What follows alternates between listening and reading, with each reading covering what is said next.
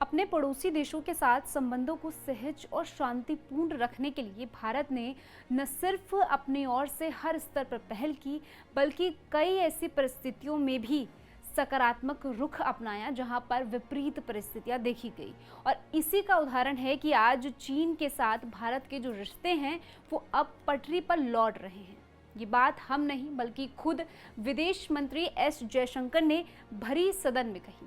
लेकिन ऐसा कोई जादू की छड़ी घुमाने से नहीं हुआ है, बल्कि इसके पीछे प्रधानमंत्री मोदी की कूटनीतिक रही। बताएंगे भारत आज कैसे वैश्विक स्तर पर अपनी धाक जमा रहा है, लेकिन उससे पहले आयोन भारत को सब्सक्राइब कर लीजिए।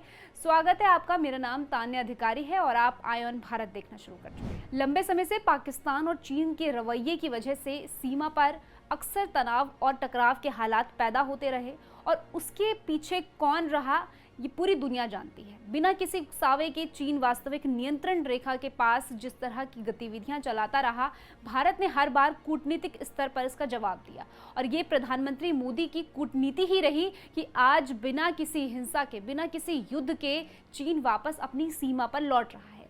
लेकिन ये हुआ कैसे? इसके बारे में विदेश मंत्री एस जयशंकर ने लोकसभा में एक बात बताई।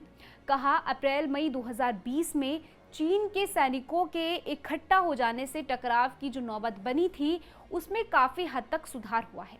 सेनाएं पीछे हटी हैं और हम डिस्कलेशन के प्रक्रिया में हैं। मतलब कि दोनों देशों की सेनाएं अपने अपने कैंप पे वापस लौटती हुई नजर आ रही हैं। लेकिन बड़ा सवाल ये है कि आखिर ऐसा हुआ कैसे? जो चीन पीछे हटने को तैयार नहीं था वो अचानक से नरम रवैया उसका कैसे बना, उसकी भाषा कैसे बदल गई? असल में इसके पीछे हमारे देश के प्रधानमंत्री की कूटनीतिक कोशिश रही, जो चीन के साथ हमारा रिश्ता तय कर रही है। पूर्वी लद्दाख में जब तनाव की स्थिति बनी हुई थी तब मोदी जिनपिंग के साथ बातचीत भले ही ना कर पाए, लेकिन रक्षा मंत्री राजनाथ सिंह की चीन की हर हरकत पर पैनी नजर थी। उन्होंने आर्मी को चीन के सामने खड़ा कर दिया। साफ संदेश था कि कोई भी हरकत हो तो जवाब दे।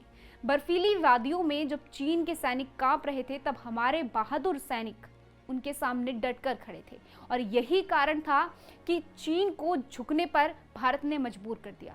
सबसे अहम रही विदेश मंत्री एस जयशंकर की कूटनीति।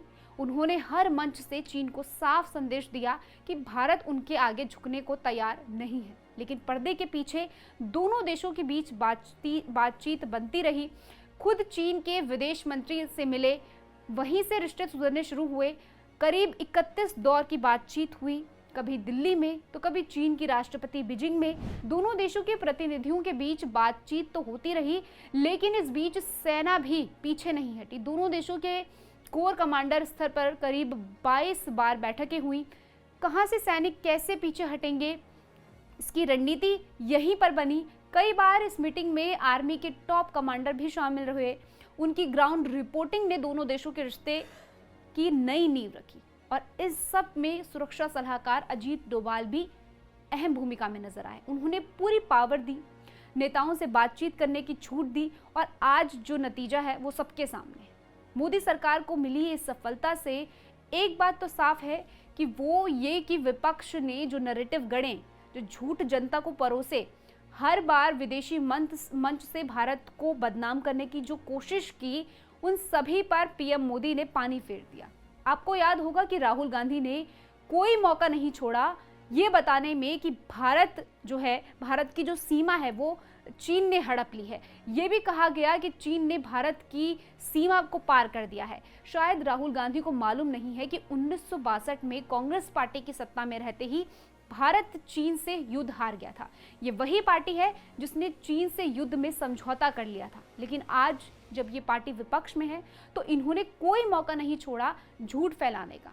सोचिए, जहां देश के लोगों को एक साथ एक मत पर खड़ा होना चाहिए था, वहां ये चीन के साथ खड़े रहे। ऐसी स्थिति में राहुल भारत के साथ नहीं बल्कि चीन के हिमायती बने रहे। लेकिन पीएम मोदी ने अपनी कूटनीति से पूरी दुनिया को बता दिया कि भारत किसी के आगे झुकने वाला नहीं है, बल्कि आज का भारत दुश्मन का डटकर सामना करने वाला। ये स्टोरी आपको कैसी लगी? साथ इस पूरी वीडियो को लेकर आपकी क्या कुछ राय है, कमेंट सेक्शन में हमें जरूर बताइएगा। बाकी देश और दुनिया की ऐसी खबरों के लिए आप देखते रहिए आयोन भारत।